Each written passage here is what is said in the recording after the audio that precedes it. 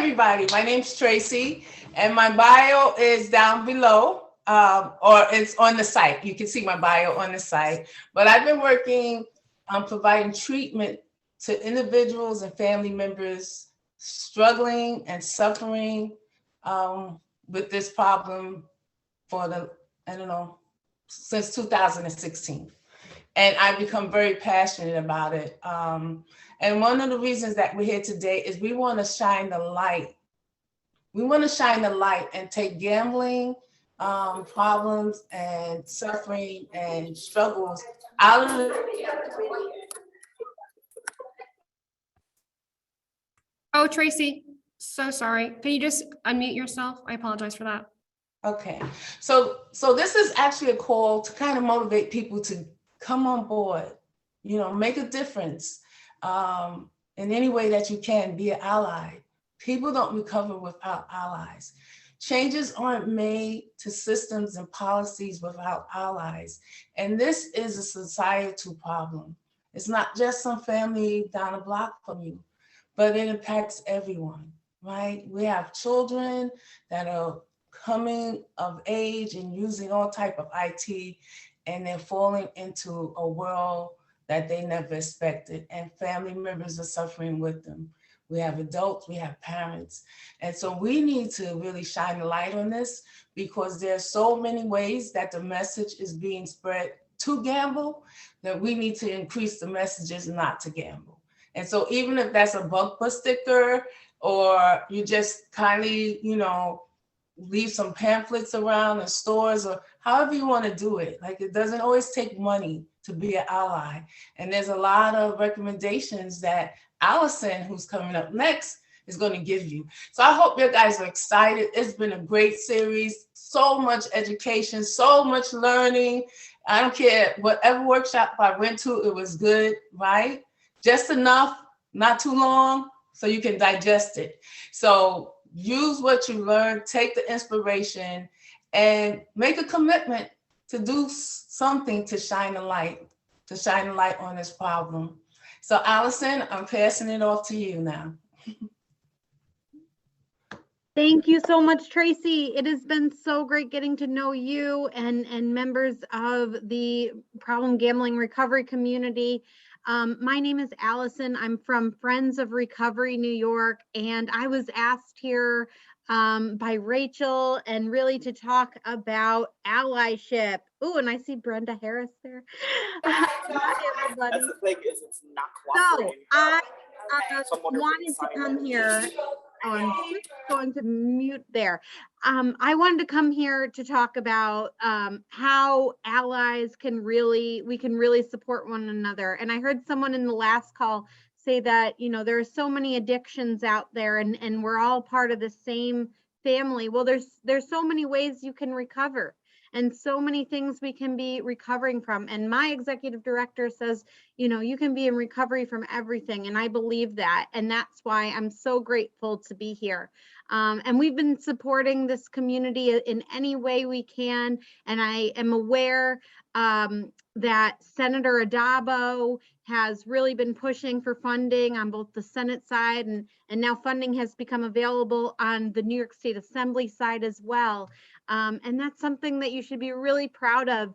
And there are ways that we can really advocate that funding comes to life, and that so that the work that you are all doing is able to be recognized and able to multiply and really start to combat all of those other forces that are out there, because we know we are up against a big fight here with all that we've been learning here at the conference, all of the different things that can possibly stand in people's way of recovery. And so all coming together and doing this advocacy work is so important. And just being here today is part of what you can do. So I first wanted to just get everyone excited in here and just say, where are you from? I want to see where you're all from. So start putting it in the chat, all the different parts of New York, maybe even outside of New York, all the places that you're from. I'm here in sunny Albany, New York right now. Buffalo, we got Albany, Finger Lakes, Syracuse, Bronx, Another from Buffalo, Rochester, Long Island, Wells, Utica, Hartford, Queens. Yeah, Queens represent. Let's see, Jersey, hello, our neighbor state, Middletown, Rockland County, Catskill. Oh, I know that I'm missing a lot of them, but we really have a great representation from all over the state, and it's so good to see you. And we are certainly, certainly stronger in numbers. So I wanted to talk to you a little bit about allies. Now we talk for New York about, what is advocacy and how can we be allies? So, we think about advocacy. Maybe some of you have come to our Stand Up for Recovery Day. We all get together and we go and we march on the Capitol and we talk to our elected officials, but that's not the only way you can be advocating. You can be advocating every single day when you're talking, if you run into your mail person, when you're at a restaurant, when you are talking with your family at the dinner table. You can be doing advocacy in all of these places. You can do it for individuals and you can do it at a bigger level, like we're doing here today. I just want to really do a shout out to all of the allies and advocates in the room, and know that every little bit that you do, every conversation that you have matters and makes a difference. And I just really want to say thank you. And let's just see. Amanda is going to put in the chat, the New York Council on Problem Gambling has put this amazing list together of all different things you can do all in one place, ways that you can be advocating this month to make problem gambling recovery a reality. So these include problem gambling in social media efforts during March, problem gambling information in your education and outreach materials, shining the light by doing something yellow, hosting a screening day, adding screening questions to your regular assessments, and working to get a problem gambling awareness month proclamation signed, or taking the Facebook video challenge. I think that's something that I might be interested in. So here is also the link, and you can log the activities you do. Remember, no thing is too small. I know that you all, your time is very limited and precious. So definitely click on that link and anything you can do, and then we can put it all together and show all of the efforts come together. Now because another big part of advocacy is making noise, I am going to turn it over to Jamie, I believe, and Amanda, because there is some really fun noise making that is about to happen, and I hope everyone will partake. Go.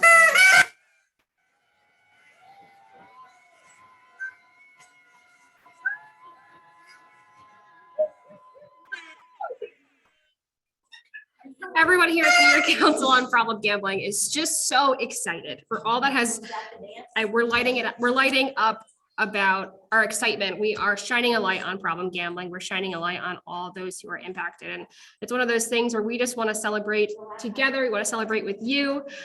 We have everyone here really incredibly excited. So we have a lot still in store, but thank you for giving us the opportunity to have some fun with you. Advocacy is definitely also about fun. So it has been such a pleasure. Thank you so much for inviting me. Let's continue to link up with Friends of Recovery New York and see how we can support one another in this big path of recovery. And now I will be passing it to Brian.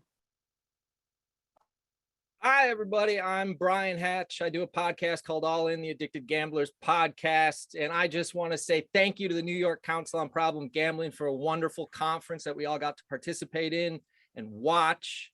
I want to say thank you to all the clinicians out there who are learning so they can help people like myself and Scott who are lived experience. Scott will be speaking shortly. And I want to thank all the frontline people who answer the helpline to help people like myself with lived experience. I had a gambling addiction for 14 years. I started out my gambling at a casino at 18, and I promptly got kicked out of college. But you know what? It got better. Scott.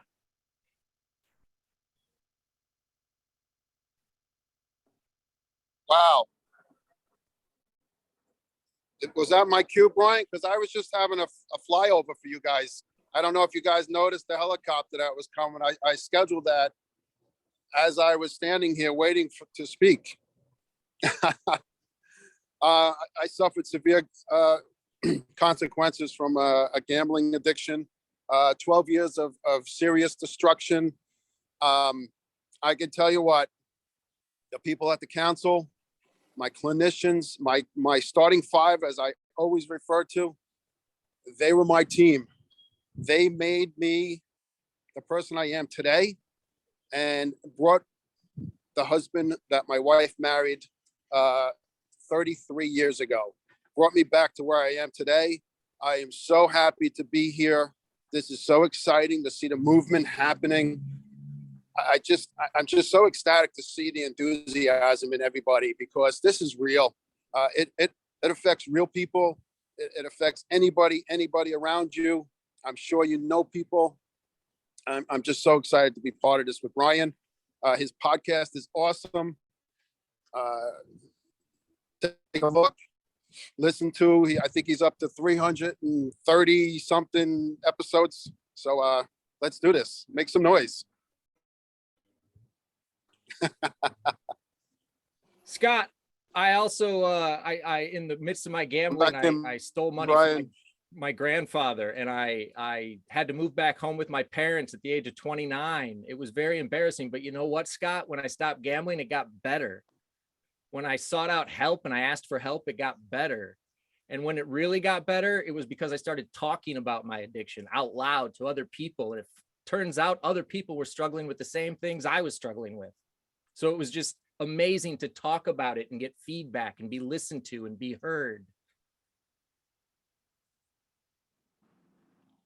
That is so true. One of my biggest things for me is when I became true to myself. When I started telling the truth and I knew I was telling the truth, the people around me got better. My wife had no reason to believe anything that was coming out of my mouth. And now she believes it. She believes me. She's right by my side. She's one of the biggest advocates for, and she hides behind the scenes, but I'm telling you, she's pushing me to move forward with this. It's just incredible. But you're right. Speaking about it, I stand up on top of a mountainside and I'll tell everybody I have a gambling addiction. I suffered significantly. So is everybody lighting up these chats? Because I could not make it back to my home base today. So I'm doing this. As you can see from outside, thank goodness it's beautiful. You're it, Brian. Scott, I wanted to comment because you talked about your wife. Well, at the time I was a single person, so I have to comment on my parents. My parents were a big help to me. They stood by me. They covered some of my losses. They paid some of my bills. They let their 29-year-old son move in with them. So I have to thank them. We have to thank our families, because our families are the ones who help us get through. You really learn who your friends are when you're dealing with addiction. And I have some of the best friends anybody could ever have. I also just want to say that in recovery, I got everything I was looking for that I didn't get with gambling. Here I am in front of an audience. That's all I ever wanted to do when I was younger. And I got to be in front of an audience right now because I'm not gambling. And that's the coolest thing ever. And that's all because I was talking about it. So if you have lived experience, if you have endured gambling harm, please talk about it, because the more people talking about it, the more people will listen. The more people who listen, we can change this thing for the better, and we can get help to those who need it. So true. So true. They're grateful for the people that stood by your side while you were in a real dark place. We really didn't know where to go. I didn't know where to go. I at age 45 is when my life, 46, it came crashing down. I didn't know where to go. So my parents stepped in. They helped my family and I get through the devastation that I caused. They were right there by my side. And so they were 65 and 67 at the time, you know, and they were right there by my side. And I remember my father saying to me, if I need to sleep in a tent to help you, you got it. It's incredible that when we start talking about, because all those years, what we do, we hid everything. We were masters at covering things up, not letting people in, not letting people know. And here we are talking about it in front of everybody and anybody. Here's my picture on the screen. Here I am. Here you are. Here we are talking about it. Scott, I had some great allies in my recovery, starting with my GA group. My GA group were my allies. The person who answered the phone on the other end was my ally. My best friend, Chris, was my ally because he's the one who told me I had a gambling addiction. I had allies in recovery named Jeff Wasserman and Julie Hines. I have allies at the New York Council on Problem Gambling who have been nothing but the best to me in the podcast and helping me get out the message to prevent gambling harm. Right. Do you have allies, Scott? Oh, the list goes on. The king over at the New York Council, Steve Block. I consider him a good friend. May not see him often, but I'm telling you, he was right there for me. My clinician just allowed me to discover where I needed to be and then stopped me from beating myself up so badly and said, let's move forward. And she helped me move forward. Not looking back, always remembering, but not letting the past impede my future. You know, I went so far as to, now I'm a certified recovery peer advocate, a SERPA, all right? Peer-to-peer services, one-on-one. Come talk to me. I'll help you through where you are. I'll meet you where you are. I'll try to convince you that the destruction gets worse. And if you can just change some behaviors that, and not allow this disease to take you any further down. Here I am. You know, that was a goal of mine. And I'm so fortunate to be able to do it. Amen. Me too. Let's kick this thing over to the New York Council on Problem Gambling so they can start off with a bunch of dancing and fun stuff. Thank you.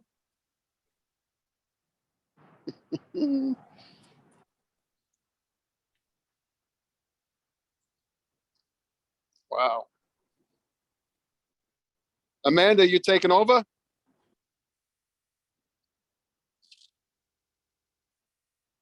There they are. Sometimes I'm a little not. So, Okay, we want to shine the lights, guys. Come on now.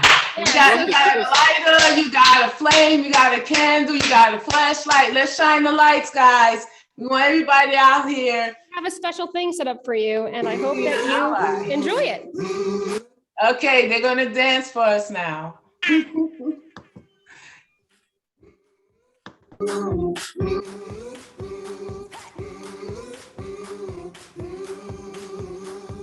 Woke up past 8 today, my neighbor paid my meter. My boss gave me a raise, didn't even say the reason. There's kindness in the air, it takes me where I'm going. I think I'm happy and I know it, know it. All these things keep going my way. I got a big old smile all over my face. Don't know why, but it keeps getting better, 'cause it's the best day ever. The best day, it's the best day ever. The best day, it's the best day ever. The best day, it's the best day ever. The best day ever.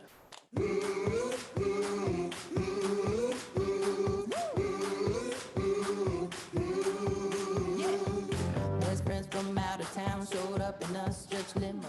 I don't know where this bus. Can you hear me? So thank you, everyone. Thank you to our allies.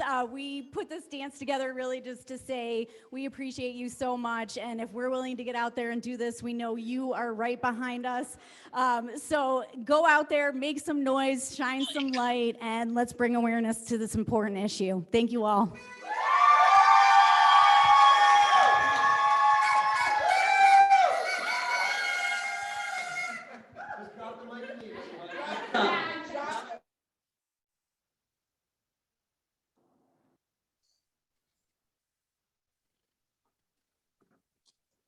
Okay, well, and with that, everyone, we just want to say thank you again.